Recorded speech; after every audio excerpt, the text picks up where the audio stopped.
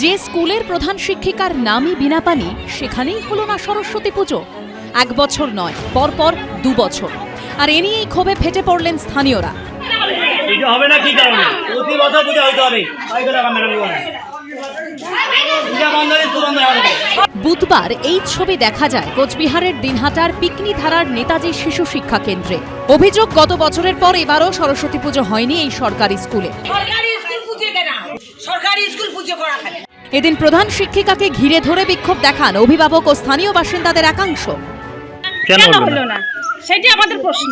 আচ্ছা, এটা এখন আমরা আসার পরে বলতেছি যে আগামীকাল পূজা করবে। বছরে একদিনের তিথি, একদিনের পূজা, সেই তিথিতে পূজা হয় না। বিক্ষোভের মুখে অর্থের অভাবের অজুহাত শোনা গেছে প্রধান শিক্ষিকার গলায়। আমরা মহিলাদের খরচা আর পূজার খরচা চালাইতে পাইনি। এখন যদি ওরা সহযোগিতা করে আমরা করবো পূজা, কেন করবো না? মিলে তো করবো, পুজো করবো। এ নিয়ে শুরু হয়েছে রাজনৈতিক তরজা। পশ্চিম বাংলায় জেহাদিদের বারবারান্ত একটু চলছে, না হলে পুজো করতে পারবে না। সরস্বতী পূজা সমস্ত জায়গায় পুজো হয়, সব স্কুলে।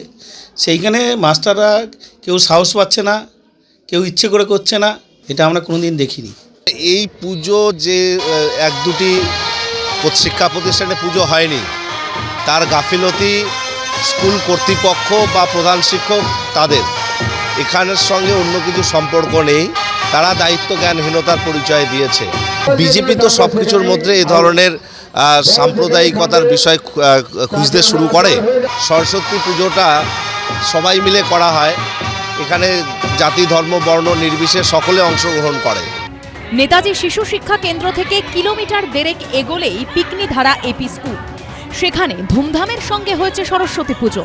সরস্বতী পুজোর আনন্দে মেতে ওঠে কচি কাঁচারা। পুজোর পর ছিল খাওয়া দাওয়ার ব্যবস্থা। তবে মঙ্গলবার স্কুলের ছবিটা এরকম ছিল না। সরস্বতী পুজো না হওয়ায় প্রধান শিক্ষককে ঘিরে ধরে বিক্ষোভ দেখান অভিভাবক ও স্থানীয় বাসিন্দাদের একাংশ।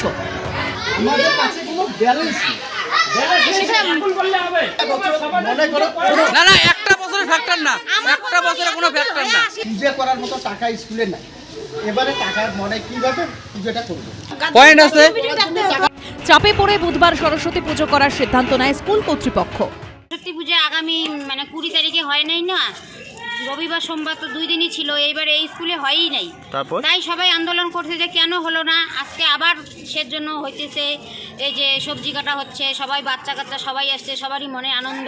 গার্জেন এবং আমাদের মধ্যে একটা মিসআন্ডারস্ট্যান্ডিংয়ের অভাবে আমরা ওই দিনটা করতে পারিনি, এবং কালকে সবার সঙ্গে আলোচনা করে আজকে আমরা খুব আনন্দের সহিত আমরা পূজাটা করছি। অভিভাবকরা চলে আসছেন, একদম সবাই একসঙ্গে খুব আনন্দ সহকারে আমরা পূজা পার্বণটা করছি।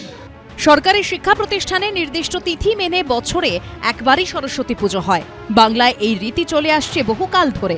তাহলে এবছর কিসের ভুল বোঝাবুঝি? প্রশ্নটা থেকেই গেল। শুভেন্দু ভট্টাচার্যর রিপোর্ট, এবিপি আনন্দ, কোচবিহার।